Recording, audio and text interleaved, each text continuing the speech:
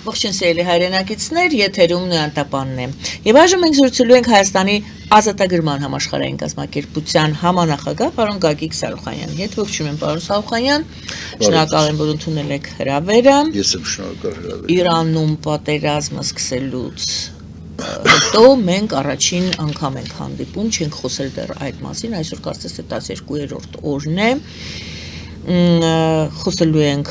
իրավիճակի մասին, բայց սկսեմ հարցազրույցը Զելենսկու հետևյալ հայտարարությունից։ Նա ասում է, ես զգուշացնում էի, որ երրորդ համաշխարհային պատերազմ է սկսվելու։ Նախագահ Թրամփը ինձ չէր լսում։ Ճիշտ է ասում է, լսողներ կային, բայց այդ լսողներն էլ ես վստահ չեմ, որ հասկանում էին ամբողջ էությունը խնդրի։ Եվ այսպես, Իրանում պատերազմը Եվ Զելենսկու այս հայտարարությունը, որ երրորդ համաշխարհային պատերազմն է, արդյոք Զելենսկու կարծիքով եւ Ուկրաինայում սկսված պատերազմը եւ այսօրվա այն ինչ կատարվում է Իրանում, սրանք մեկ շղթայի օղակներ են եւ սա երրորդ համաշխարհային պատերազմն է։ Այո, սա իսկապես երրորդ համաշխարհային պատերազմն է, բայց ես կուզեմ անդրադառնամ Զելենսկու ասացի շեշտադրումների վրա, որ իբր ինքը ասում էր եւ լսող չկար։ Եվ եթե ասում էր, երբանից էր ասում, եւ ինչից դրթված էր ասում, որ սա, այսինքն երրորդ համաշխարհային պատերազմն է, Իրանի վրա հարձակումից հետո նա ասեց, կամ դրանից առաջ, թե Ուկրաինայի վրա հարձակումից։ Հարցը նրանում է, ճիշտ է, իհարկե, մենք տարբեր մակարդակների վրա ենք ընկալման տեսանկյունից կամ ճանաչողության տեսանկյունից, նա վերջապես մեծ եվրոպական երկրի նախագահ է, մենք ընդամենը փոքր Հայաստանի շարժում ենք ազատագրման կազմակերպության ներկայացուցիչ, բայց երրորդ համաշխարհային պատերազմի մասին մենք շուտվանից ենք ասել, ու ոչ միայն Ուկրաինայի վրա հարձակումի ժամանակ կամ հետո,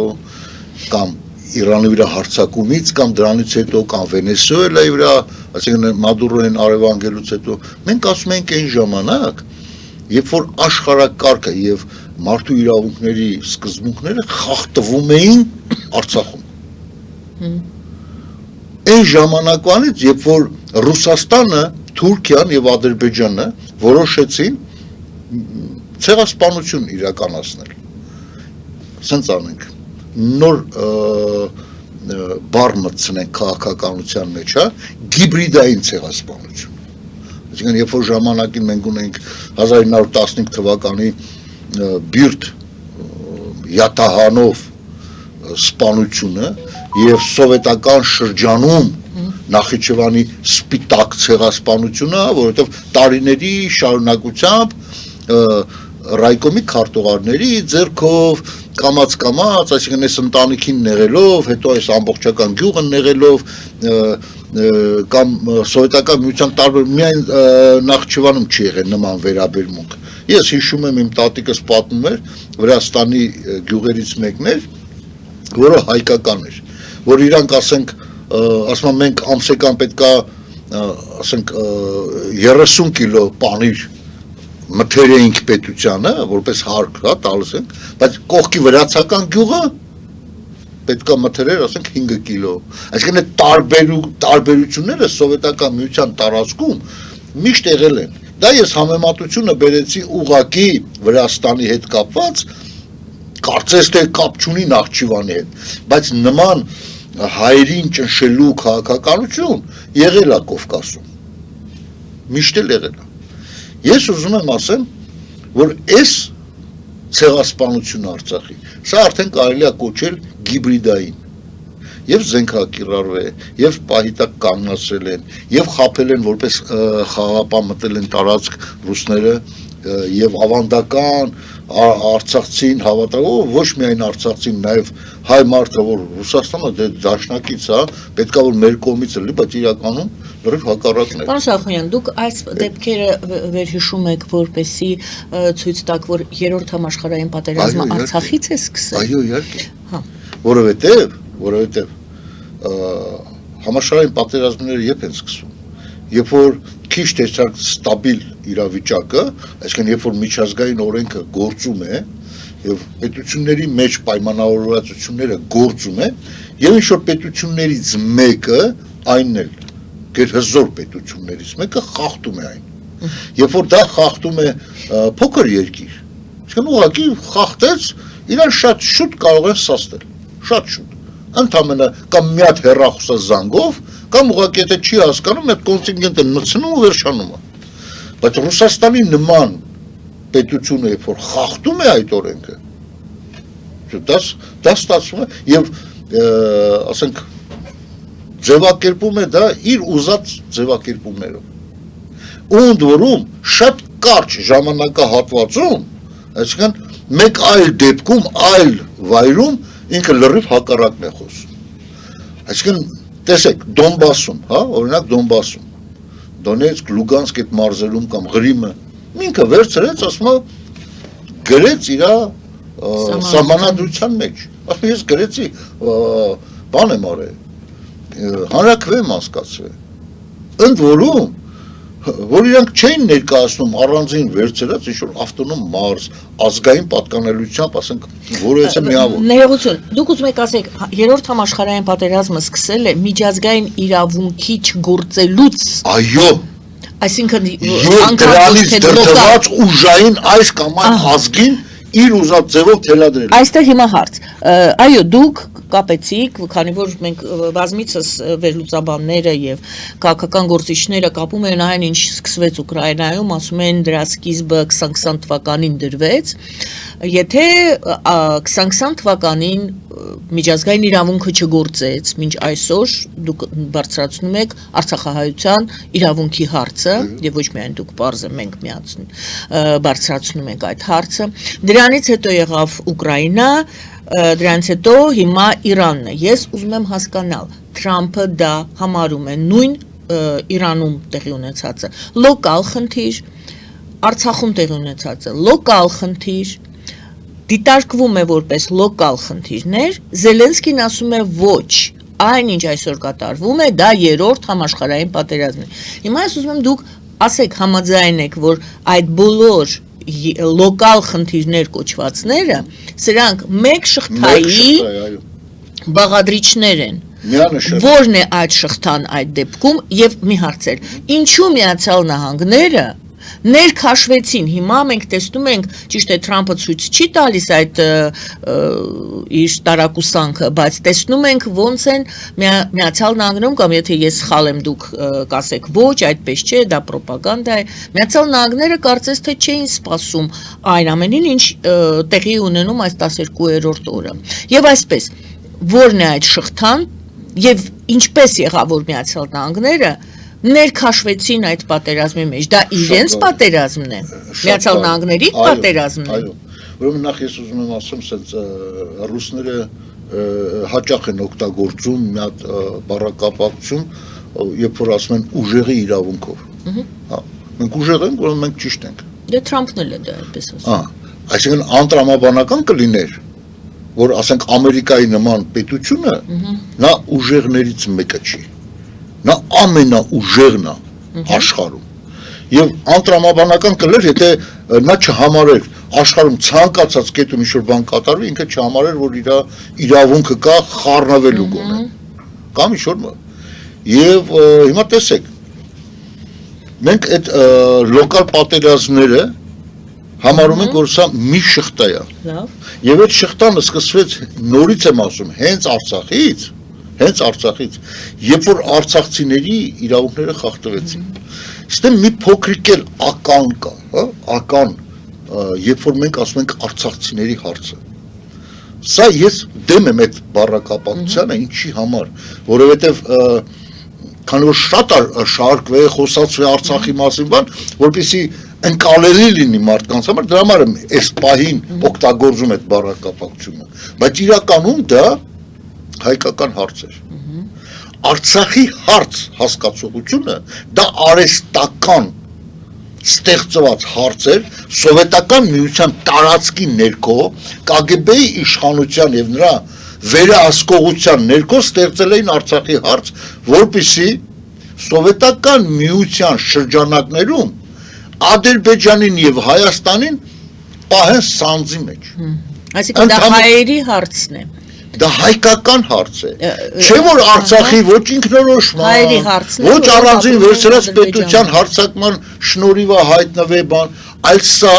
հայկական հարցի լուծման արդյունքում է նման ձև ստացվել։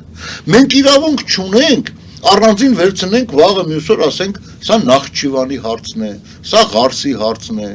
սա Իգդիրի հարցն է, նա Էրզրումի կամ Վանի հարցն է, սա Արցախի հարցն է։ Այսինքն սա այս անարդարությունը, որում հայտնվել է Արցախը, այսինքն Արցախ մարզը, հայկական մասը, հայտնվել է այդ անարդարության մեջ հայկական հարցի ոչ լիարժեք պատասխանը ստանալուց։ Հիմա ինչ է, երբ որ ջերմուկ են մտել,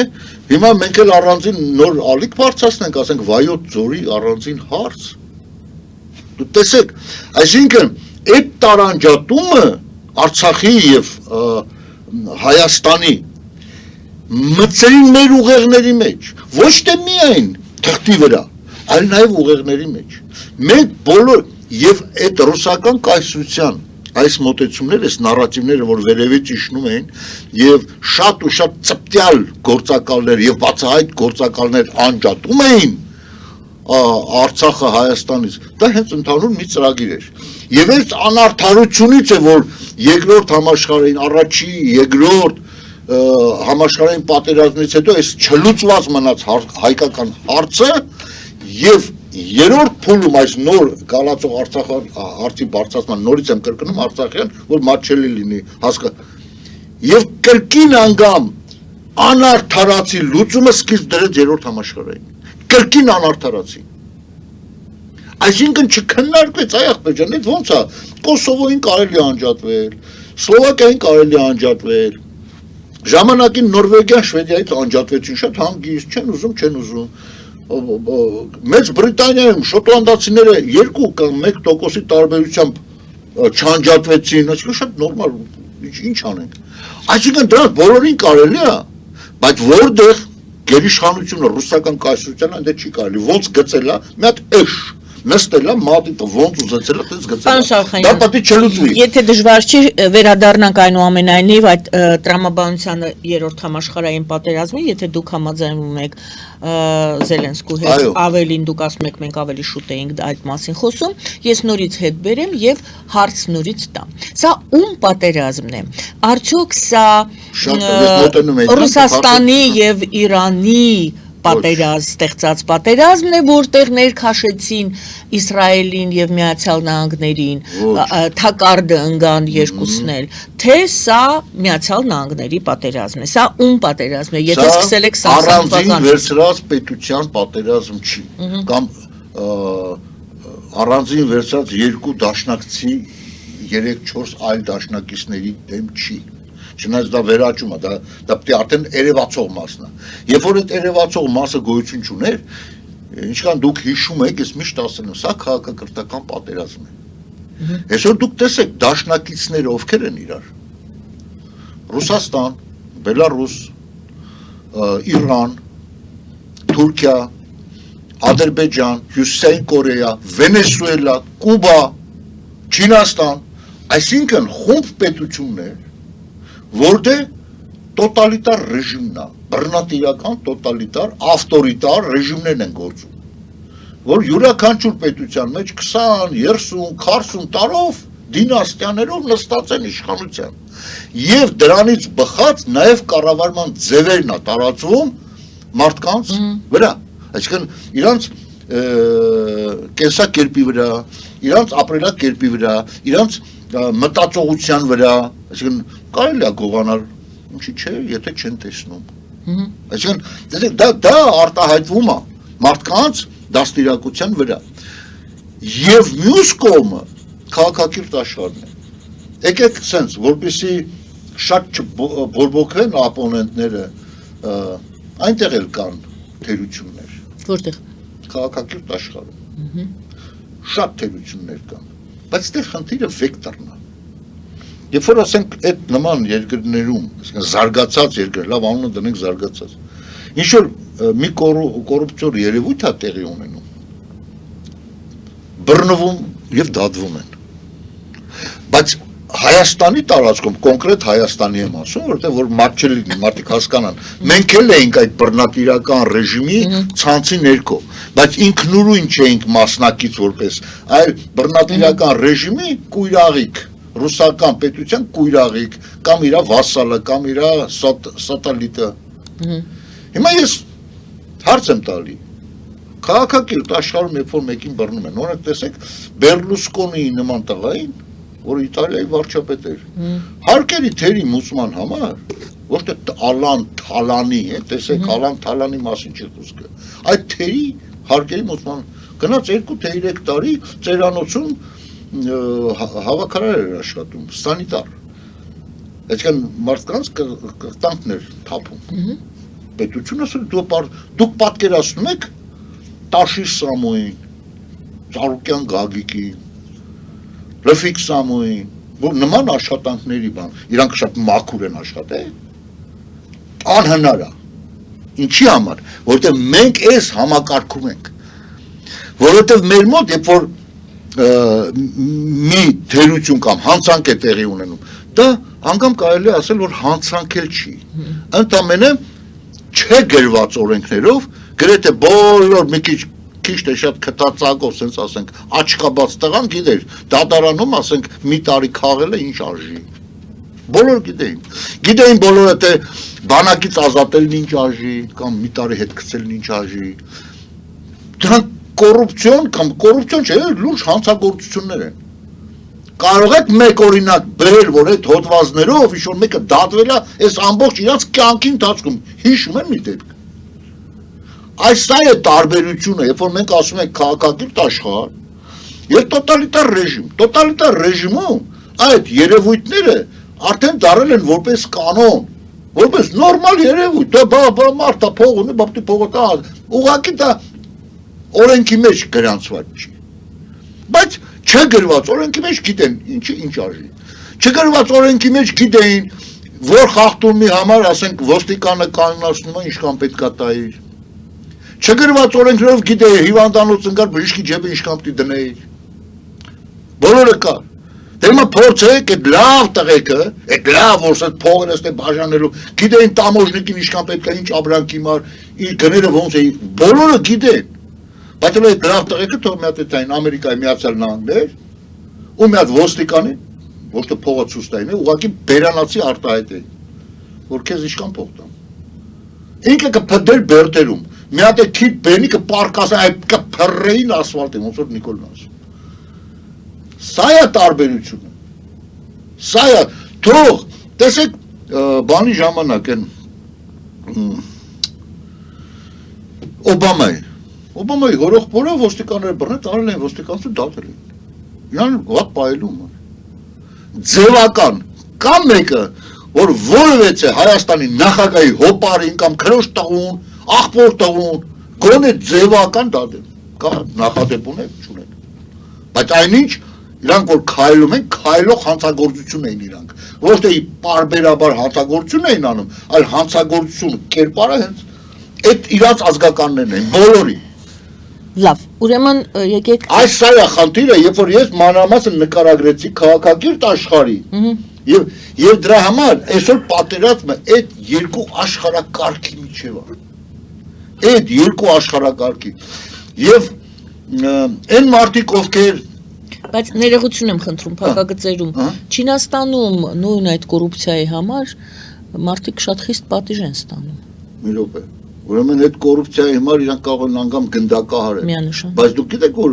շատ դեպքերում գնդակարում են, հետո պարզվում որ ամենը դրա մասին չեն լավ։ Դա ուրիշ հարց է, դուք պարզապես այդ օրինակը բերեցիք, իրանց համար այդ գնդակարությունը պատժելու ընդամենը միջոց է եւ մարդկանց սսկացնելու միջոց է։ Այդքան բան։ Օրենքը գործում է փաստորեն այնտեղ։ Ինչի համար է գործում օրենքը։ Դա տարբեր ձևերով կարող է այնտեղ չկա մարդկանց ազատություն։ Լավ, վերադառնանք ձեր տրամաբանությանը։ Ես դա ասեցի փակագծերում։ Ես նորից եմ ասում, եթե Ամերիկայում դրա համար չեն գնդակարում, այսինքն չկա մի դեպք, որ ասեն կոռուպցիայի համար գնդակարեն մարդուն։ Ինչա կոռուպցիան Չինաստանում ավելի քիչ է, քան բանում։ Չէ, դուք ասում եք պատիժ չկա, ազատ քայլում են, ազատ պատիժը ուրիշ նպատակների համար է։ Հիմա այդ նույն պատիժը, որ վեգանս Իրանում էլ կա։ Ինչի՞ չկա, ձեռներ են կտրում, չադրեն սխալ կապելու համար քարերով սպանում են կնանիկին։ Կամ ամուսնու հարաբերությունները վատ է, այդում բողոքումը տանում սպանում են։ Պարոն Շախանյան, վերադառնանք ձեր տրամաբանությանը, եւ այսպես դուք ասում եք քաղաքակրթական է այս պատերազմը։ Այո։ Շարունակեք։ Պատերազմը քաղաքակրթական է եւ Հայաստանը խնդիր ունի ու շուտվանից մենք սա զանգում ենք բոլոր զանգերով sense ողանջում են ուղղակի կողմ նորոշվեք ընտրեք ձեզ կողմ եթե դուք ասում եք չէ մենք ստրուկ ենք ու ստրուկ էլ պետք է մնանք բարձ ասեք այ գոնե այս վերջերս բանը ասեց Վիտալի Բալասանյանը որ ասում է պետք է դե միութենական բանի մեջ մտնենք չէ կողմ նորոշվեք պետականորեն չոտքի կողմ նորոշվեք չէ բոլոր իշխանությունները կապիկություն են արել հենց պրյամոմ սմիսլը ծառից ծառ թռնել մի ծառի ճյուղը բռնած է մի ոտով է մի ծառի ճյուղին է եւ մոռացել եք Սերժ Սարգսյանի կամ Ռոբերտ Քոչարյանի օրոք հիմա Նիկոլը բալանսավորված անունները փոխում են բալանս կամ եւ-ը չէ անուններն են փոխ բայց էությունը նույնն է կոմպլեմենտար այսինքն չեմ հասկանում դու Վարդանոսկանյանն էր ասում կոմպլեմենտար է մեր քաղաքական դե ես ինչ եմ ուզում ասել ոնց կարելի է կոմպլեմենտար անել կամ բալանսավորված անել եւ որ դու ընտրություն ունես գիտես ինչ կա պետք է այդպես կին ընտրես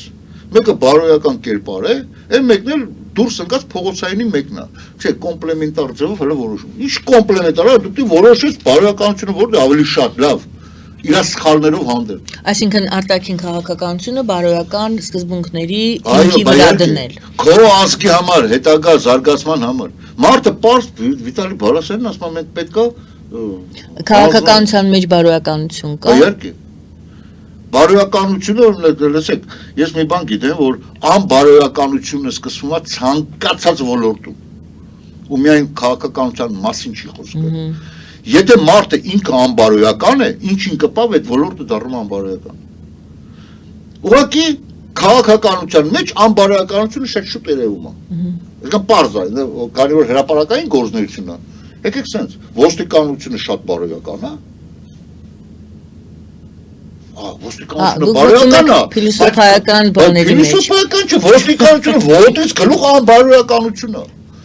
Ումից իշքան փող վեգալան, ումից ոնց վեգալան դեպքեր գիտենք։ Այս Սարգսյանի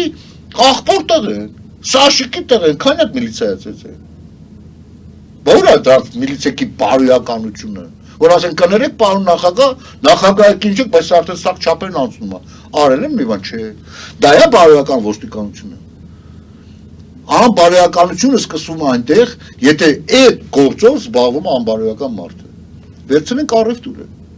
Մարդը եթե բարոյական են կհաստատ, շատ ճիշտ կկշռի, գումարներ հետ կտա։ Բայց անբարոյական մարդը կվեգալի կշերքի քարը կտաշի։ Ջիլը կդնի մսի տեղ, ոսկորը շատ կգցի։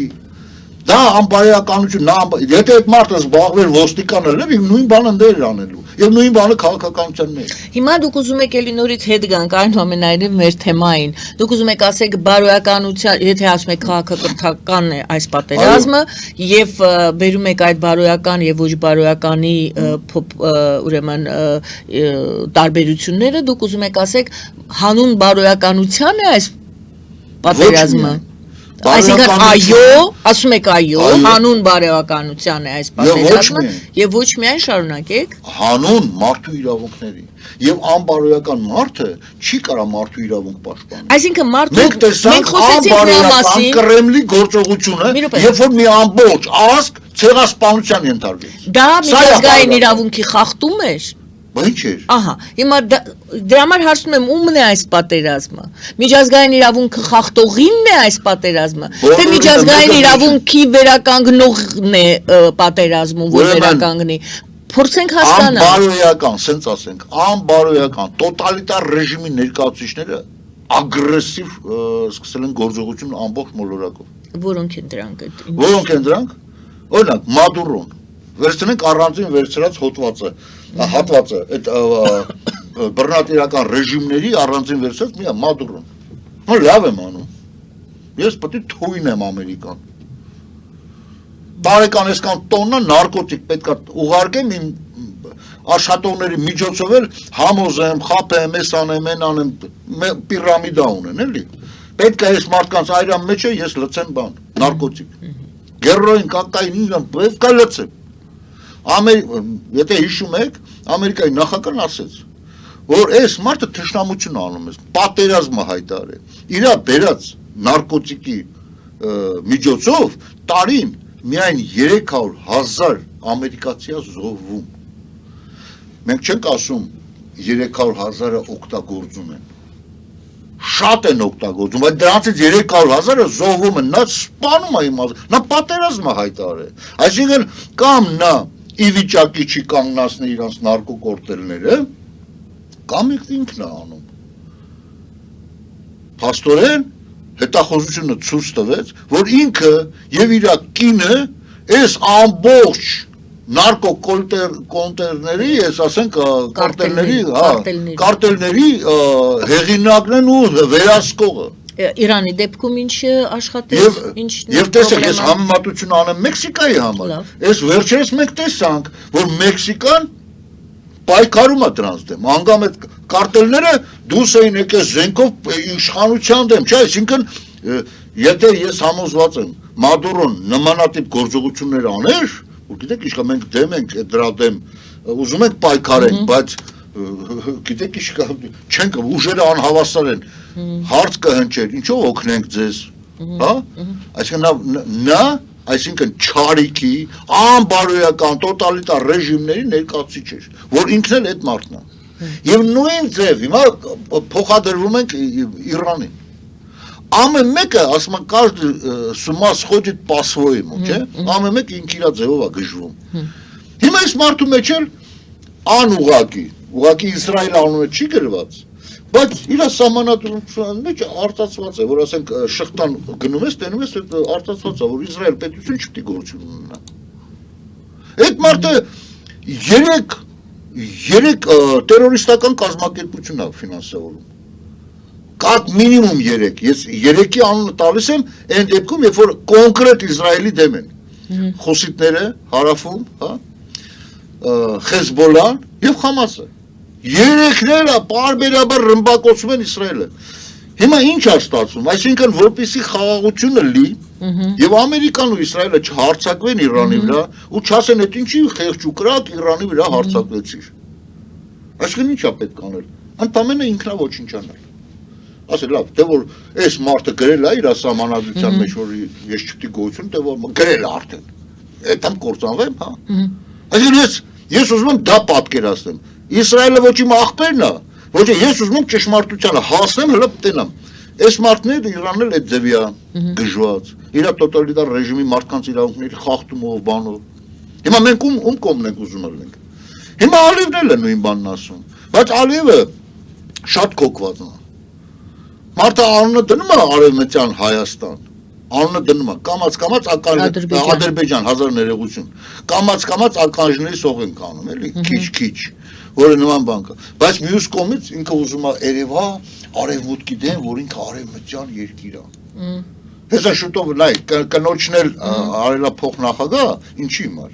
Մի բանի հիմար, որ հանկարծ արանքում ֆորս մաժորը լի եւ ինքը չհասցնի իր տղային փոխանցի իշխանությունը, սահմանադրությամբ, այսինքն իրան դեպք պատահելուց հետո իր կինն է, իսկ իր կինը հաստատ իր տղային չի թողի անտեր, նորից կբերի իշխանություն։ Տեսեք, դրանից վառ օրինակ որ Կիմչինիր, չգիտես, Հյուսեյն Կոտ, դրանք էդ են։ Էությունն է ստե խնդիրը։ Նույնը Թուրքիան։ Անդե ամբողջությամբ մարդկանց իրավունքները խախտված է։ Դու ինչ իրավունք ունես, քո երկրում ապրող մեկ այլ ազգի մարդու կոչես թուրք։ Բռնատիրություն։ Բոլորը ով ապրում են Թուրքիայի տարածքում թուրք են։ Դա ինչ է։ Այսինքն եթե մենք այդպես բան հայտարարեինք հայերս, ով ստե ապրում է հայա ոչն։ Ասենք ռուս ազգ ուկրաինացի կան, ապրում են էլի մեր չեն ասես ինչ ես ասում, հայ ես, հայ չես, դատել սան, ոչ թե գնա քո հայրենիքը, դատել, որ այնտեղ հոտված կա, ոնց Թուրքիա, դու հասկանում ես լինել, դու հայ եք, ոչմ Դուք հասկանում եք սրանք ինչ ռեժիմներ են։ Ու նույնը արել է Ադրբեջանը։ Պրոստը Ադրբեջանի համար շատ հեշտ էր դա անելը, ի տարբերություն Թուրքիայի, որովհետև Թուրքիան Ամերիկայի Միացյալ Նահանգների դաշնակիցներ եւ արևմտյան բարգ ու վարկն էլ ինչ որտեղ չգրված, ասենք ասենք պարտադրված էր Թուրքիային ինչ որ թույլ պահել, հա, այդ ճնշումը, այդքան չճնշել։ Բայց Ադրբեջանը նա ապրել է սովետական միության ռեժիմի օրոք ու շատ հեշտ էր դա։ Թալիշներին, լեզգիններին, քրդերին, շատ նաեւ հայերին Ուդինը գրել ադրբեջանցի գնաց։ Հələ մեկը թող հələ փորձելու բան։ Այստեղ ազգության եւ ես նկարագրում եմ տարբեր ռուս ազգության եւ ռուսաստանցի։ Օրինակ այդ խնդիրը չկա օրինակ Վենեսուելայում, այդ խնդիրը չկա Կորեայում, որ այդ ազգության շեշտադրումը դնեն։ Ես ուզում եմ ասեմ, այդ տոտալիտար ռեժիմները ամեն մի պետությունում ոնց է каждый сходит по-своему с ума, չէ՞։ Ամեն մեկի մոտ մի բան կա, որ դրա շեշտադրված ինչ ուզում անում է։ Ավելի ցայտուն է երևում դա։ Նույնը Ռուսաստանը, ասում եմ սաղը, հիմա տեսեք, իրանք անգամ հարգալից վերաբերմունք չունեն այլ ազգերի նկատմամբ։ Պարոն Շարուխանյան, որպեսզի այս հատվածը, որտեղ գովաց պետք է հայտարարեմ, այս հատվածը ավարտենք, իմ հարցն էր, սա ում պատերազմն է, Թրամփը եւ Նետանյահուն կամ Նետանյահուի միջոցով Թրամփը ներքաշվել է այս պատերազմի մեջ, որը իրենցը չէ, դուք ասում եք ոչ, սա հենց Թրամփի պատերազմն է, նա պատժիչ օպերացիա է անում կամ չգիտեմ ինչ է հաստատում, եկեք այդ ձևակերպումը, սա ինչ է,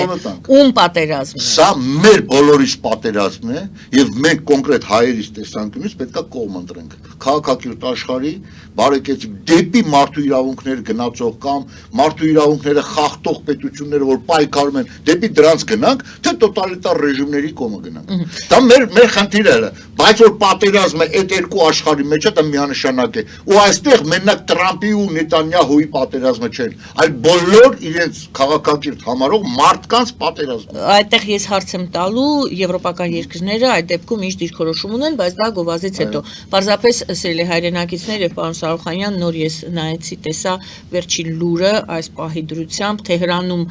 ռմբակոծվել է հայկական թաղամասը, մարդիկ մնացել են փլատակների տակ, զոհերի մասին ինֆորմացիա չկա, բայց մարդիկ գտնվում են փլատակների տակ։ Քանի որ այո, պատերազմական վիճակ է, մենք հետևում ենք երևի թե բոլորս ենք հետևում, դրա համար ես հարկ համարեցի այս ինֆորմացիայով կիսվել ձեզ հետ, եթե ինչ-որ մեկը բարեկամ ունի, հարազատ ունի Թեհրանում, հետևեք հարցումներով։ Գովազդե եթերում շարունակելու ենք զրույցը պարոն Շարուխանյանի հետ։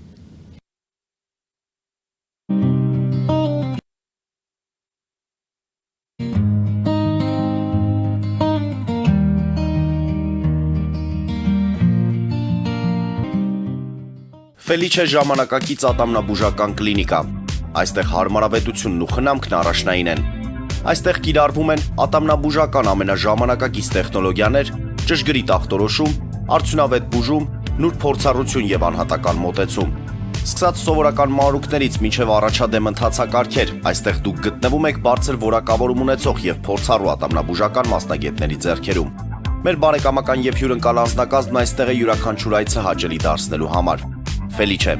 ձեր առողջ եւ ամենաերջանիկ շպիտը սկսվում է այստեղից։ Եկեք եւ բացահայտեք նորարարության փորձագիտության եւ կարեկցանքի կատարյալ համադրությունը։ Երևանի եւ Զովունիի սահմանին գտնվող ալպիական թաղամասում սկսվել է 2, 3 եւ 4 սենյականոց բնակարանների նախնական ամրագրում։ Առաջարկում ենք նաեւ թաունհաուսներ արդեն պատրաստ եւ կառուցվող։ Բնակարանների արժեքները սկսվում են 50,000 ԱՄՆ դոլարից մինչև 140,000 ԱՄՆ դոլար, իսկ թաունհաուսներինը 160,000 ԱՄՆ դոլարից 170,000 ԱՄՆ դոլար։ Մանրամասների համար այցելեք մեր պաշտոնական կայք alpiakan.am կամ զանգահարեք +374 44 201 066։ Ամրագրում կարող եք կատարել մինչև ապրիլի 30-ը։ Ալպիական թաղամաս, ձեր նոր տունը հայրենիքում։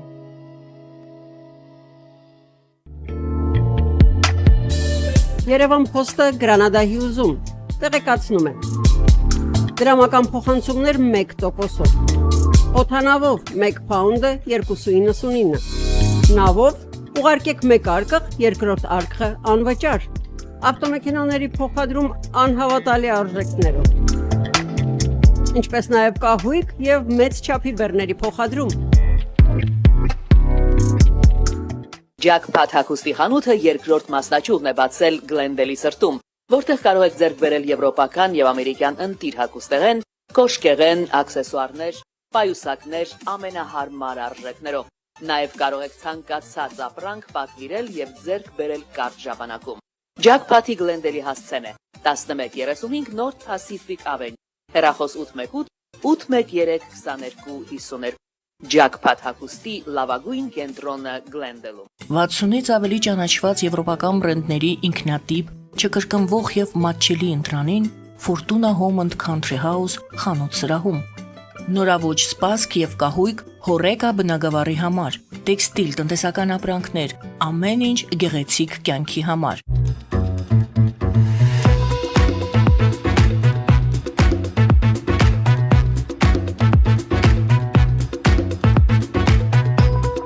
Արարատ ռեստորան, ընտանեկան եւ ընկերական ժամանցի լավագույն հասցե, սիրված արտիստներ, հյուրընկալ մթնոլորտ, հարուստ ճաշացան, անմահական խորտիկներ։ Արարատ ռեստորան, հասցեն անփոփոխ, սիրով սպասում ենք ձեզ։ Լավագույն պաղպաղակ, բնական, համեղ եւ մատչելի գներով պաղպաղակը կարող եք ձեռք բերել բոլոր հայկական խանութներում։ Պահանջեք հայկական պաղպաղակ, Թամարա պաղպաղակ։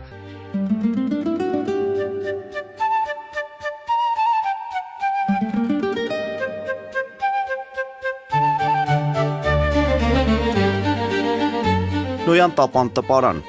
Նոյան տապան հրատարակչություն, շարվածքից մինչև տպագրում, զանգահարեք, գրեք, այցելեք, միասին պատրաստենք ձեր գիրքը, ամսագիրը կամ թերթը, որտեղ նշվելու է, տպագրված է Նոյան տապանում։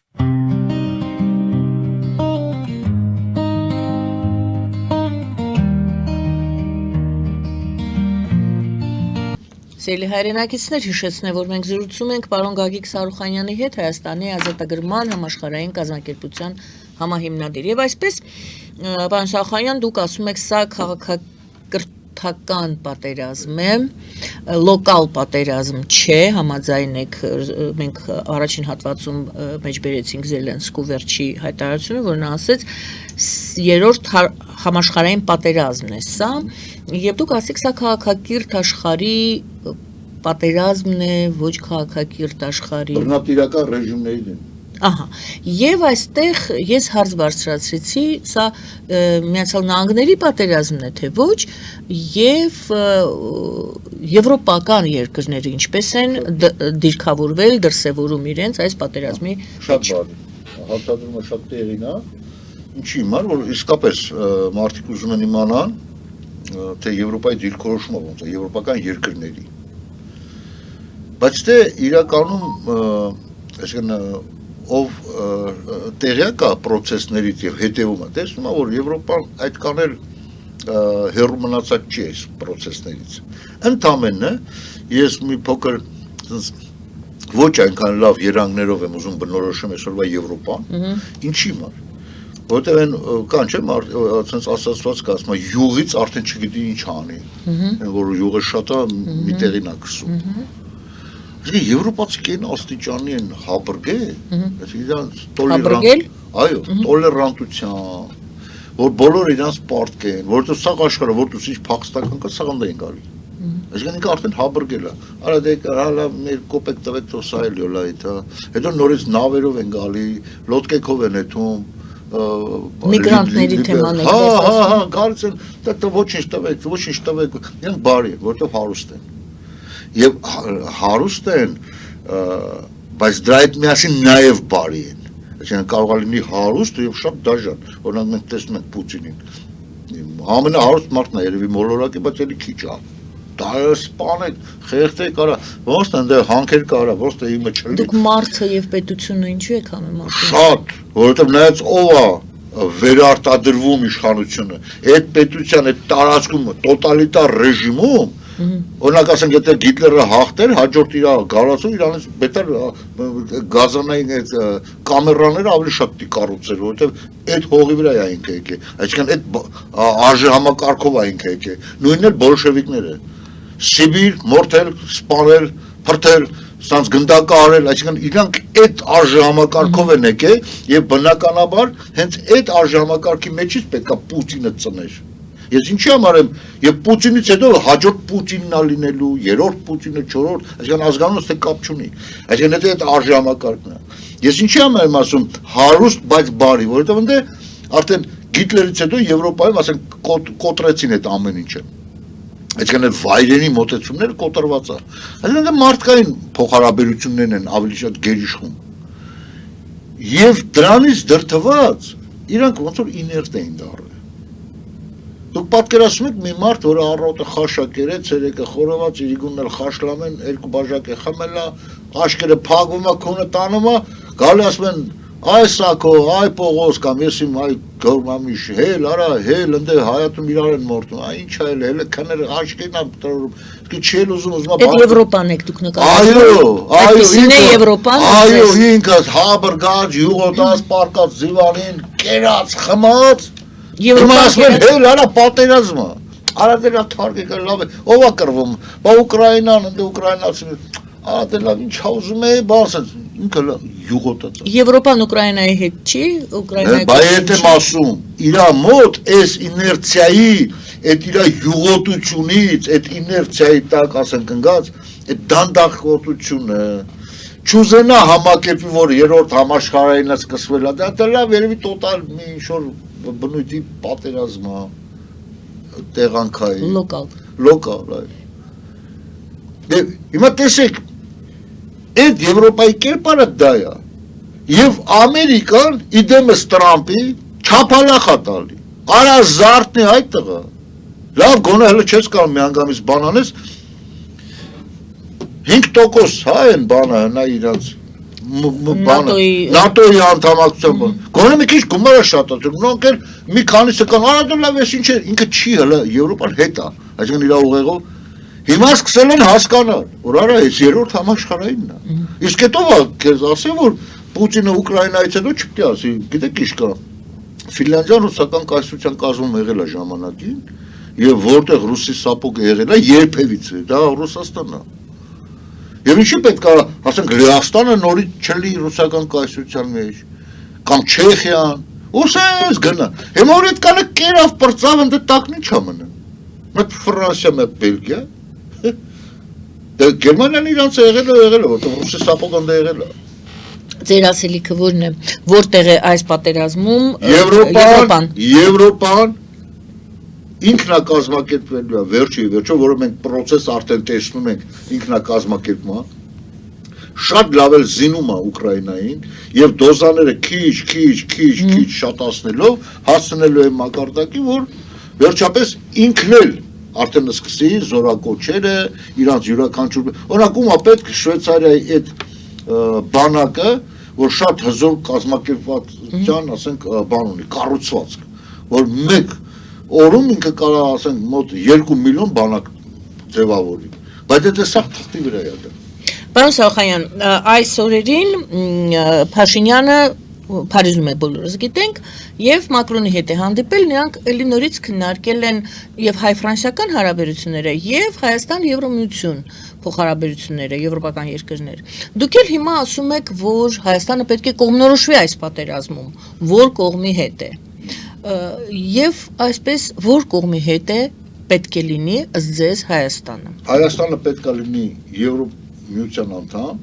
եւ Ամերիկայի Միացյալ Նահանգների դաշնակից։ Այսինքն հիմա հանդես գա Իրանի դեմ, ինչ որ օպերացիաներ անցկացնի Իրանի դեմ, ուրեմն այսինքն ինչի դեմ։ Հարցնում եմ, ինչպես է դա դրսևորվում։ Ինչպես պետք է դրսևորվում։ Հիմա ո՞նց է դրսևորում Ալիևը եւ անում, այս իսկականից անում։ Համ Իրանի դաշնակը դեմենք մուսուլմաններ են կեսայինը, բայց արերևը ցուցատալի մենք տեսա ինքինա ռմբակոծում է, ինքինա, որ տեսեք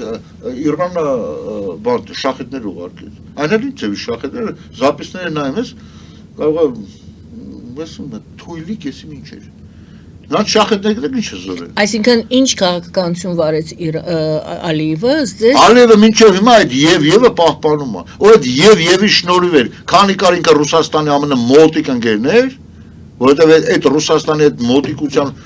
արդյունքում Ինքը Արցախը իրան վերցրեց, որովհետև իրան պետք էր Ռուսաստանի դաբրոն ու Հայաստանը ինչ է Հենց ստացավ պրծավ, հասկանալի։ հենց ստացավ պրծավ, արդեն ինքը արևմտի Հայաստանը ինչպես է այժմ իրեն դրսևորում եւ ինչ է կարծում, ինչ պետք է դուք ինչ խորհուրդ կտայիք, ասենք թե արտաքին գործերի նախարարություն։ Արագացնել Եվրոմիության անդամակցության խնդիր է, եթե ոչ լիարժեք անդամաբար գոնե ասոցիացումը, որ գոնե քաղաքացիները կարողանան ազատ գնան գան, հա, իրենց անձնագրերով,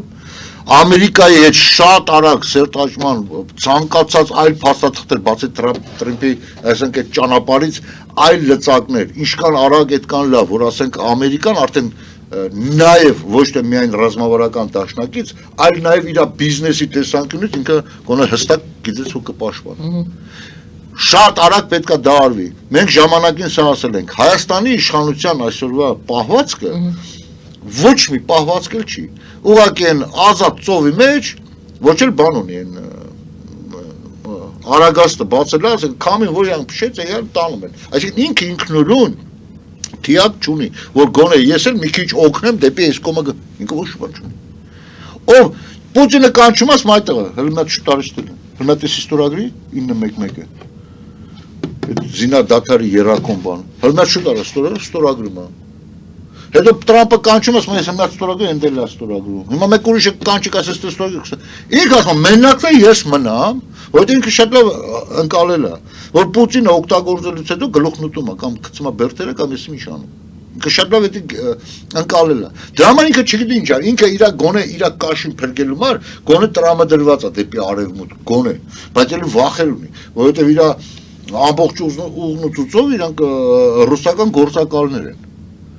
Այսօր Նիկոլ Փաշինյանը արևմտամետ համարվելով ոչ մի ինքնուրույն քայլ չի արել դեպի արևմուտք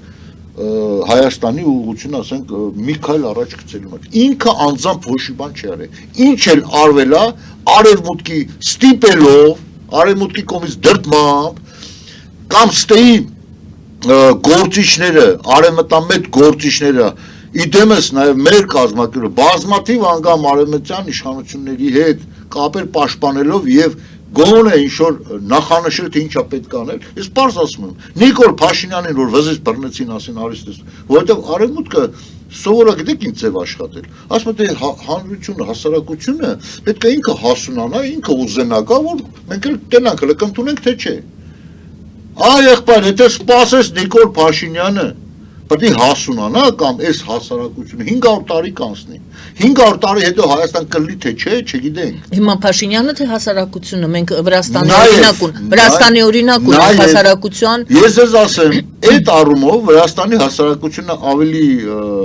առաջադեմ է, այսինքն դեպի արևմտամետ արժեքները, քան Հայաստանը, չնայած փաստացին, այնտեղ հստակ ռուսամետ իշխանությունը։ Այսինքն ճնշեցին արևմտյան։ Այսինքն հասարակության գործոնը բավարար չէ։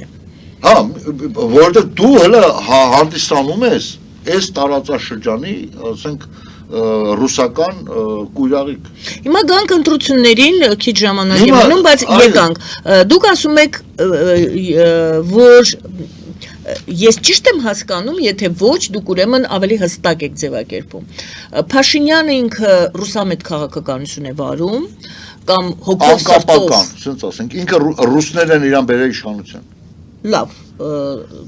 Համենայն դեպս ռուսական գործակալական ցանցը, Սերժ Սարգսյանը, Վոլա Գասպարյանը, մնացած բոլոր բուհերի ղեկավարները, որ երեխեքին դուրը փակում էին առավոտ, ասում են գնացեք միտինգ արեք, ինչ գործ ունեք 10 եկեք։ Եթե պարզ է, սա գիտենք։ Վոլա Գասպարյանը ոստիկաններին քաղաքացիական հակուստ էր հագցնում, ասում են գնացեք միտինգի։ Ու մենք շատ լավ գիտենք, որ բոլոր մակարդակներում Հայաստանի Հանրապետության բոլոր մակարդակներում մինչև ռուսական գործակալական ցանցի միջով անցած չլես դու պաշտոնի չէի կարող։ Լավ, այդ դեպքում եթե Նիկոլ Փաշինյանին վերել է Ռուսաստանը, ասում եք դուք, այսօր ընդդիմության բավականին հիմնավոր, այսինքն այս նախընտրական շրջանում հայտ ներկայացրած, որ մասնակցելու է ընտրություններին, ուժերից որոշ ուժեր եւս ասում են, որ իրենք Ռուսաստանի հետ հարաբերությունների խորացման ուկտին են։ հասարակությունը այդ դեպքում ինչ պետք է անի, ուրեմն նշանակություն չունի ով է ղեկին լինելու, ում են ձայն տալու, Փաշինյանին ասում եք Շատ ճիշտ եք ասում, հասարակությունը պետք է ինքնակազմակերպվի, որպեսի ինչ անի, որ երրորդ ուժ ձևավորի, ռեալ երրորդ ուժ, որը հստակ ոչ նախկինների հետ տվե առել է, ոչ կոռումպացված է, ոչ ասենք հաբրգած է, ոչ էլ ասենք թալանին մասնակցած է, ոչ էլ այս իշխանությունների բազմաթիվ կուսակցություններ կան, որոնք հավակնում են այդ երրորդ ուժը լինելուն, ասենք նույն շնորհապետական կուսակցությունը, նույն ազգային ժողովրդական բևեռը, ոնց կարող է ասենք, սենց ասենք, մի կազմակերպություն, որը հավակնում է երրորդ ուժը դառնալ, այդ ժողովրդական գնա այն առաջի ուժի հետ, որը նախկիններ են կոչում, ասենք ինչ-որ բաներ անի հետները, քայլեր։ Ես օրինակ այս վերջերս Արա Պապյանի ելույթը լսելով, որը մեկ այնպես տպավորություն էր, որ այս մարդը, ասենք, Տաշի Սամվելի նախընտրական շտաբից է, որ ինչ կանել ուզում են այսօրվա իշխանությունները, Սամվել Ալեքսանդրյանին Կարապետյանին, Սամվել Կարապետյանին կապեն եւ պիտակավորեն որպես ռուսական գործիչ, ասում եմ, բայց ինքը ուղղությունով արմատով ինքը հայ է։ Այսինքն լեղոզում է, սվաղում է։ Լևոն Տեր-Պետրոսյանն էլ կարծես թե այդ ուժին մատնանշեց։ Գործակալներ են։ Բոլորը, այսինքն այո, մենք չենք հայտնվել է Հայաստանի գործակալական ցանցի 1991 թվականից անկախություն ստանալուց ի վեր ստացել ես ընդամենը անատամ արյուծով գերբ եւ 3 հատ գույն, որ սա եք դուք, բայց իրականում KGB-իստական ոճը, կառավարման, սաղ նույնն է, բոլորը նույնն է, մեր Հայաստանի Հանրապետության գեներալ ստանալու համար, գեներալ, պաշտոն, լինի ոստիկանության, լինի ԱԱԾ-ի, լինի բանակի, թե լինի հարկադիր կատարման, գործեր այդ գնում էր Լուբյանկա կամ Կրեմլ, ես չգիտեմ, եւ սպասում էիր։ Եվ եթե ընդդեից գալիս էր Դաբրոն, նոր շնորհավորում եմ։ Պատասխանը դրական եկավ։ Այսինքն դու KGB-ն իր մենք 35-ամյակն ենք նշում մեր անկախության, ինքը իր 107-ամյակը։ Ինքը ռուսականն է։ Այսինքն նույնը կատարվում է բոլոր ցանցերում։ Ռեկտոր նշանակվելուց, ինչ որտեղ էլի KGB-ից Դաբրոստան, այսի մերոնքակը, հա, ռուսների հետ լավ է։ Այսօրվա մասին եք։ Այսօր։ Նույնը, բա պիտի հելեն, արդեն Ռուսաստանը Պուտինը ձեռները գցել է փրփուրներից, բոլոր եղած չեղած, բոլոր իր գործակալների վառում, անգամ նրանց, ում ներմուծել էր ազգային շարժումների մեջ։ Ինչ նշանակում վառում է։ Իգինամ, դեմքերը բացվում է։ Ինչպես է։ Լուստրացիա, ոնց թե ինչպես։ Ես նորից ասեմ, նույն ԱԺԲ-ից, երկու անունները չտամ, բայց իրենք շատ լավ էլ գիտեն։ Եթե սրբազան շարժումից հետո լավ հասկացանք, բացատրություն են տվել, թե ինչի են գնացել սրբազան շարժման հետևից, լավ, գնացել են կամ իրանց սխալներ կամ սխալ հաշվարկի արդյունքեր։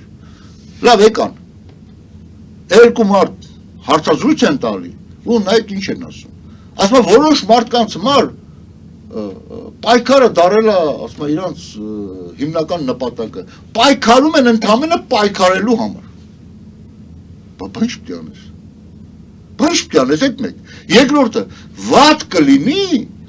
որ ասում եմ, մենք հայտնվենք ազգային ժողովում, թեպետև այլ խմբակցության կազմում։ Վատ կլինի, մի քիչ բացեք, հա, այսինքն առաջարկում էին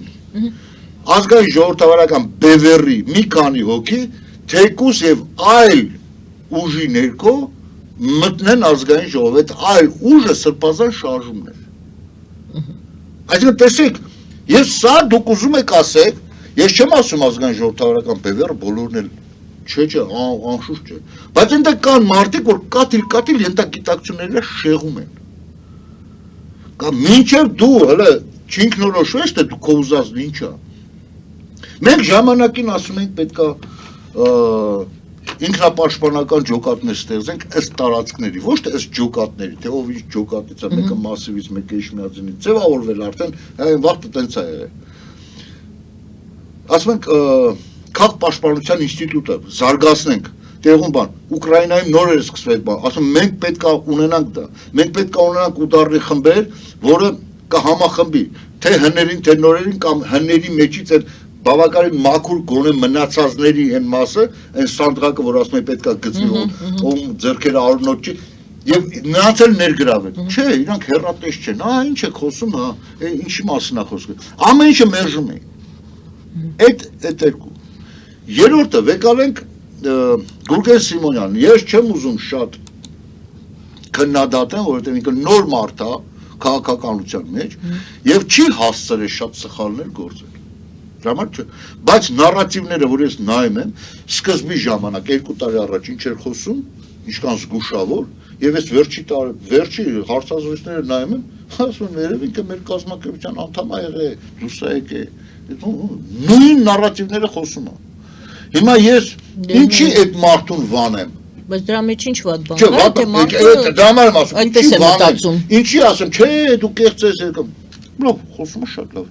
վերջում մեր նպատակը այդ է եղել որ ասենք մեր նարատիվները տարածենք մարդկանց մեջ ճիշտ ասեմ պատկերացում ունենան եւ մենակ էի խոսում երկու հոգով էին խոսում 3 հոգով էին խոսում ինչն է դրա բացականը ինչն է ձեզան հանգստացնում ինչն է դրա մեջ բացականը այ հիմա բացասականը այն է որ այն ուժը որը համարում է որ ինքն է վարչապետը լինելու կամ իր կազմակերպության ներքո պետքա գան երրորդ ուժը ձևավորեն ինքը պետքա աշխատի եւ բացահայտի հանրության մեջ եղած մարդկանց եւ հրավիրի եւ ձևավորի այդ երրորդ ուժը ես չպետք է իր փոխարեն ձևավորեմ դա եթե չի անում չգիտի հիմա բաց ասում եմ ձևը եթե գիտեն ձևը բայց ասում են որ իրանք են առաջնայինը ու չեն անում դա էլ է ուրեմն պարակտելու ձևը որն է որ ասում եք ասում են ձևը ինքը պետքա կազմակերպչական հարցերը բոլորը ինքը վերցնի իր վրա բոլորը ասի ես եմ եկել եմ եւ ես հենց այդ մտադրությունը ունենամ հատիկ կզանգեմ նույն Գուրգեն Սիմոնյանին նույն ԱԺԲ-ին նույն ԱԺԲ-ի մեջ եղած ամենաառողջ բոլորին հատ կզանգեմ կասեմ ես սկսում եմ սենց շարժում եկեք վաղը հանկարծ չասեք որ գիտեք ինչքա դուք տեղեկացված չէիք իսկ ինչ գիտեք որ այդպիսի գործընթաց չկա այս բանը որ չկա կարծում եք չկա այո եթե հատիկային օրինակ ինձ ուրախացրեց այն փաստը որ Անտինյանը եւ Գուրգեն Սիմոնյանը ինչ որ եկել են հայտարարը դա արդեն առանձին վերցած մի ծաղիկով գուցե եւ գարուն գա հա չգիտենք կամ էլ հիմա հնարավորությունը շատ մեծ են պարնիկային բաներ են անում չէ ծաղիկներ են աճացնում ծներվա հունվար ամսին այսինքն Հայաստանում ավելի շատ ես չգիտեմ ես դրա ես ընդամենը սա ինձ ուրախացնում է հա որպես փաստ լավ է բայց սա հատիկային ինչ-որ բան է ես խոսում եմ համակարգային երբ որ փրկիչը գալիս է ասում է փրկիչը ես եմ ես եմ փրկիչը հələ դու արի դու եւ դու եւ դաժե անգամ էտել եմ հայտարարություններս մեկի մեջ ասել եթե անգամ հների սաստավից է կամ այսօրվա իշխանության սաստավից է բայց տենում ես որ ռեալ ինքը կեղտոտված չի կոռուպցիայի մեջ կամ ձեռները արունոտ չի իրանց էլ ես կանչում ասել եմ անգամ քաղաքական ամնիստիայի մասին որովհետեւ այսօրվա դրությամբ ոչ մի առանձին վերցրած կուսակցություն ի վիճակի չի ապահովել ամբողջ պետական, ասենք, վերնախավի կադրային քաղաքականությունը, ոչ մեկ, անգամ իշխանությանը եղածը չի կարում, այսօր ԿՊՆ-ը չի կարում ամբողջ, ինքը ստիպված է, այսինքն ստուծնդուց ինչ-որ բաներ ան, եւ ամենակեղտոտ հարցը լրագրողների կողմից երբևից է, որ ասենք ուզում են մի քիչ կծեն, հա, բանախոսին, ասում են դուք ամբողջ սաստավն ունեք այդ բանի, կադրային, կարող եք ասենք, որ եկաք իշխանության, չէ, իհարկե չի, ոչ մեկ չունի, պարզ ասում եմ, եւ իմ անձնական մոտեցումը հետեւյալն է, որովհետեւ մեր ժողովուրդը այն աստիճանի է կոռուպցիայի մեջ թաղվել, որ անգամ սովորական, ասենք, փողոցում ավլոտ մարդու որ հարցնես, ասում է իշխան դեպուտատը բացես կանեմ, բա մի կյանք է, բա ինչ պետք է անեմ։ Այսինքն այն աստիճանի է դա նորմա դառը, նորմա։ Թալանելը ուտելը նորմա է, ոնց դառը։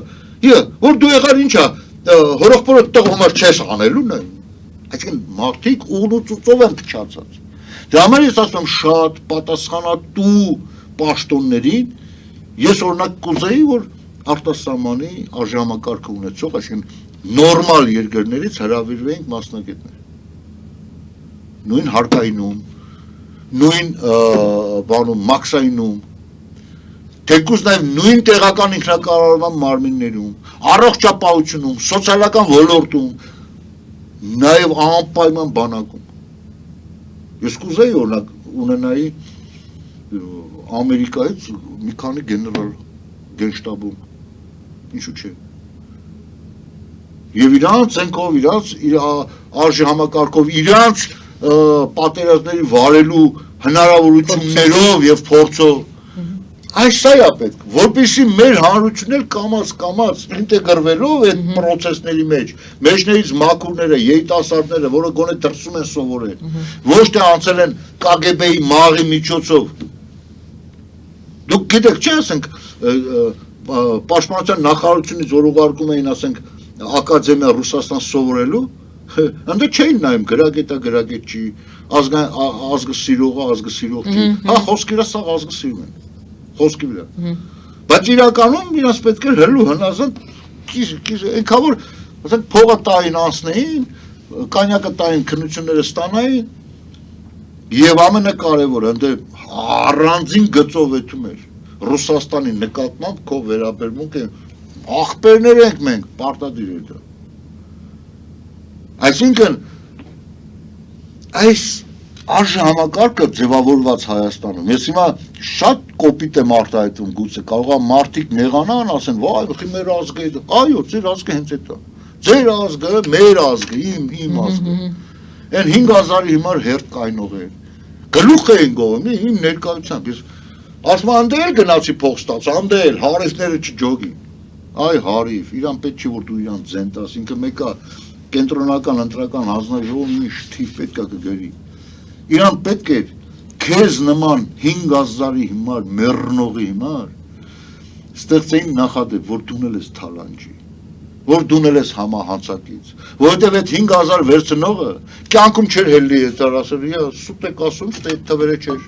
չի պայքարի իր թվերի հիմար ինքը չեզոքացրել է քեզ որպես քաղաքացի որպես մարդ սա է հիմնական նպատակ այդ փող բաժանելու իսկ չէ այո դուք գլորվել եք ու հիմնականում այսօր գիտեք ինչ կա Նիկոլ Գորացող զոմբիները հենց այդ 5000 վերցնողներն են իրանց համար մեկ է ինչ գոռում այն մյուսը գոռում է Ռոբերտ Քոչարյան որովհետև իր բանկերի համակարգում աշխատում ոստ է բայց իհարկե Ռոբերտը գիտեք ինչ հիմա մարդիկ կան որը հայտնվում են որ ասում են Սերժ Սարգսյանի օրոք չինովնիկները կոռումպացված էին թալանում են բայց Սերժ Սարգսյանը դրանից տեղյակ չէր լուրջ եք ասում լուրջ եք ասում այսինքն այդ նույն տրամաբանությամբ կարող ենք ասել գիտես չկա Նիկոլ Փաշինյանը ոչ խաբար չէր խեղճ ու կրակար ասա գեներալները հանձնեն Արցախը հա սա ընդհանուր մի ամբողջական է եւ նախկին գեներալները եւ այսօրվա Նիկոլը իր մանկապարտեզով բոլորն էլ տեղյակ են որ պետք է հանձնեն ընդամենը Նիկոլ Փաշինյանի տակությունը այնտեղ էր որ ինքը իմանալով որ գալիս է Արցախ հանձնելու ինքը համաձայնվեց իսկ նախկինները մտածեցին այս հարիվին ոնց է լի բան կանենք հետո ռադ կանենք կետան ես հարիվն էլ ասացի լուրջ եք ասում չեմ էտում էսա սա ընդամենը KGB-ի ներքին տարբեր վարչությունների ներքին կռիվ է ու ժողովրդի հետ դա սա հեչ կապ չունի ու ժողովուրդը փոխանակ նայի թե վաղը ինչ անում ես քանի անգամ եմ ասել ռմբակոծեցին Երևան ինչ տանեք ապաստան ով ունի ոչ մեկ շատ քչեր է ով որ թալանել է 3 հարկ իր տան ներքևը 10 միլիոնանոց դղյակի տակը սարքել է անձամբ ինքը բայց ժողովուրդը ինչ անի մեկը փողը տվել է այս եկաշենքի տակը սեփականաշնորհել է կիսապադվալային բանասարք է խանութ հիմա մարդը ռմբակոծը պետք է նկուղը չկա ո՞նց անի հեղափոխություն է սարել այդ տղա բայց հեղափոխություն է սարել դու տես որ այդ նկուղը հատուկ նրա համար է որ ապաստարան լինի մարդկանց համար ինչ-որ մեկը սեփական աշնորհել է, եկալ ասենք օրենքին հակասող որպես կոռուպցիոն, բայց դրանից այամ կոռուպցիա չկա։ Բա ո՞նց է, դու ով ես вообще։ Ընկել են բանի հետևից, եկեղեցի Նիկոլ բանի հակամարտության, բոլորն էլ KGB-ի մասնաճյուղներ են։ Ամեն ինչ անում են, որ մարդկանց իրար դեմ բախում առաջանա, բայց չի առաջանա, որովհետև դոզեն ժամանակին այնքան էր տված այս ժողովրդին անտարբերության, որ չես կարա հիմա հանես, որ իրար խփեն։ Հա, մի խումբ մարդիկ։ Всё։ Չի կարում քաղաքացիական պատերազմ չի կամ հրահարի, որովհետև կզացրել են այս ժողովրդին։ Եվս մեկ այլ լրագրող էր, երբ որ ասեց կլինի, այս իմաստի մեջ շարունակում եմ ուղղակի խոսքը, քաղաքացիական պատերազմ կլինի Հայաստանում, միանշանակ ոչ։ Ուրեմն քաղաքացիական պատերազմի համար Հայաստանում մի ամենակարևոր բաղադրիչն է պակասում։ Դա քաղաքացին։ Քաղաքացի չկա, որ քաղաքացիական պատերազմ լինի։ Կամ թայֆեկ։ Թայֆեկը կարող է իրար բերանտան ջարդեն մի օր, երկու օր, երկուսին բռնեն, всё, վերջացավ։ Չկա պատերազմ, չկա իդեա։ Չկա, ես դրա համար մի քանի անգամ էլ ձեր մոտ եմ ասել, երբ որ նայում ես այդ եկեղեցու համար պատերազմ տվող, որ եկեղեցի է պաշտպանում, նայում ես դեմքին, իր պահվածքը, իր սեմուշկա չրթելը, իր բառապաշարը, արա դու 5000 կիլոմետր Աստծուց էլ Քրիստոսից էլ հեռու ես։ Մի հետ կանել հեռու ես Ալլահից դաժան։ Կրիշնային էլ հետը։ Հեռու ես, դու ինչ գործ ունես եկեղեցիս պաշտպանում։ KGB-ից պաշտպանում։ Կամ ով ասել, որ եկեղեցու դեմ է դա։ Նայեք, Նիկոլը վերցրել է մի հատ բառակապակցություն, որ եկեղեցին ենք մաքրում, բայց իրականում չի մաքրում եկեղեցին։ Իրականում ընդամենը այդ եկեղեցու մեջ եղած կեղտոտ մի դրվագ վերցրել է, որպեսզի բախում առաջացնի։ Եթե վերցնել ընդամենը 1-2 սրբազանի, բախումը չէր լինի։ Պետք է առաջի դեմքին վեկալեր, որ այսինքն այդ բախումը լիներ։ Ու չի ստացվում։ Բախման նպատակը ապակայանացնել։ Փաշինյանին ձեռնտու է ապակայանացում։ Բայց իրանք է ստացվում։ Ինչու՞։ Հա։ Որտե ինքը KGB-ի գործակալ է։ Չէ, իսկ նպատակը թե ասում եք վերջացնել Հայաստանը, նպատակն ինչ էր Արցախը տվին գնաց։ Մի հատ էլ այդպես կտանք այդ է էլի։ Հայաստանը կտան, Շունիկը կտան։ Այս մարդիկ եկել են, գիտեք ինչ կա, այդ բանից վախեցող մարդը, ինչից։ այդ որ պիտի Հայաստանի գլխին կա նույնը ինչ որ Արցախի, որ ասենք վտանգ կա, որ ասենք ռմբակոծության խնդիր կա, ինքը քաղաքապաշտպանությամբ կզբաղվեր։ Ինքը Վենսը որ եկել էր կամ Նենսի Փելոսին որ եկել էր, կամ այն մյուս Պաշտոնյան որ եկել էր զենքեր առաջարկում Հայաստան, այսպես ոտներից կախ կընկներ, ինքնատիրը որ շարժիչը միացնեն որ պիտի թռներ, էլի չէր թողա, 10 րոպե ավել այսպես գրգած կպարել, կասեր մեզ եսապետ, կասեր լավ, քննարկենք, չէ, էս էլա պետք, էս էլա, այդ ձև կաներ, բայց այդ մարդը գալիս է, տշի, սա ղեկավար է, այո, կարելի է ենթադրել, որ վատ ղեկավար է, ոչ, սա թշնամի է, սա թշնամավար տրամադրված, հայ ազգին չսիրող, Հայաստանը կործանման տանող, դա իր ծրագիրը չի, սա հենց են Մոսկվայից նշանակված, այն որ սա գործակալական ցանցը կպել է սրա PR-ով էին զբաղվում բերին իշխանության, ուղղակի Պուտինի դուրն եկավ ասում է մի րոպե, սա տաշկա, ես ավելի լավ արա։ Ինձ ավելի լավ է ծառայ։ Էս է սա խնդիրը։ Պարոն Սաուխանյան, գույները չեք խտացրել։ Չէ։ Չեք խտացրել։ Բացարձակ հենց քիչ թույլ եմ ասում։ Դա համար ժողովուրդը մինչև չարտնանա։ Մինչև այդ ժողովուրդը չհասկանա, որ իր ձեռքերում է իր բախտը։ Նժդեի, ասենք ես չեմ ասում։ Ոչ բան չի լինի։ Ինքը պետք է ինքնակազմակերպվի, ինքը պետք է այս իմ ասած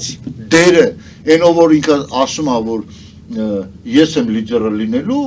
փրկիչը երրորդ ուժը ես եմ, բայց իրական գործողություն չի անում այդ երրորդ ուժը ռեալ ձևավորելու, կամ շատ թույլ է որպես լիդեր, չի հասկանում այդ կանը, կամ էլ դիտավորել դաշտամտե, որ ասենք հայտարարի, որ ինքն է, բայց իրականում գործ չանի։ Այսինքն երկուսից մեկն ուրիշ տարբերակ չի կարող լինի, այսինքն չկա երրորդ տարբերակ չկա։ Ես տեսեք հուշում եմ, ասում եմ ինչա պետք անել։ Դե արեք, ես չեմ համարում, որ ես այս պահին այդ մարդն եմ։ Այդ դա առանց վերջին մարդու բանել չի, ես պարզ ասեմ։ Դա ժողովրդի բան է, ժողովուրդը ինքը պետք է ինքնակազմակերպվի։ Իմացա, որ ես ինչ շրջանում ինքնակազմակերպվել են, այն մեկային շրջանում, այն մեկային շրջանում այդ երրումը գնում է, ունենք sense մարդ, ունենք Գուրգեն Սիմոնյան, ունենք Անտոնյան, ունենք Սարուխանյան Գագիկ, ունենք Ժիրայր Սեֆերյան, ունենք Վարուժան Ավետիսյան, ունենք այս, ունենք այն, ունենք հա, հələ նա ամեն մեկին էլ հələ կոնտեքստը, այսինքն ժողովուրդը այդ կազմակերպվողը ինքը պետք է լինի։ Եթե չի անում, պիտի տուժեք, ես օրինակ նայեք, այս վերջերս ես ինքս չեմ կարդացել, բայց իմ ընկերները ամերիկյան մի հատ կազմակերպություն կա, որ հարցում արել եւ շատ ճշգրիտ տվյալներով տվել է հայաստանյան իրավիճակը, ասենք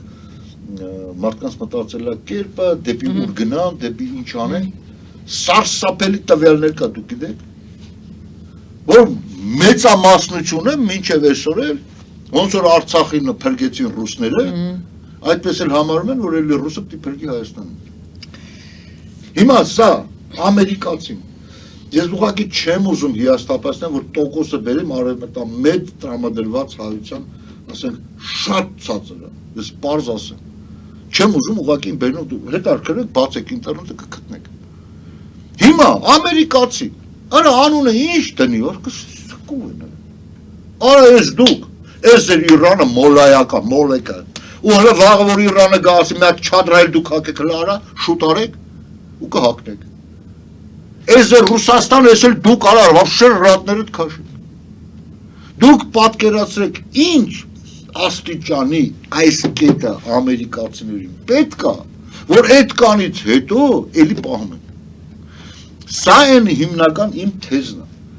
Երբ որ ասում եմ, քաղաքականության մեջ չկա սիրուն աչքեր, սեր, կա ընդհանուր շահեր։ Այսօր այդ շահերը մեր բռնում է, արա օգտվեք, արա աշխարհի ամենաուժեղ տիրությունից օգտվեք, արա դու պետք ես իրան։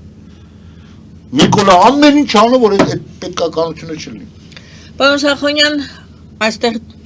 ավարտենք մեր հաղորդումը։ Ժամանակը դուրս եկավ։ Շնորհակալ եմ, որ եկաք, շնորհակալություն, որ կիսվեցիք եւ շատ անկեղծ էիք դուք ձեր կարծիքների մեջ, ձեր տրամաբանության մեջ։ Հուսամ, որ վատ սցենարները, որոնք դուք նկարագրում եք, չեն կատարվի Հայաստանի համար եւ Հայաստանը պետք է պատրաստ լինի։ Գագիկ Սարուխանյանն էր մեր զրուցակիցը, սիրելի հայրենակիցներ, շնորհակալ եմ ձեզ, Հայաստանի ազատագրման համաշխարհային կազմակերպության համանախագահը։ Զրուցում արում էր Գայանե Առաքելյանը։ Բարին ձեզ։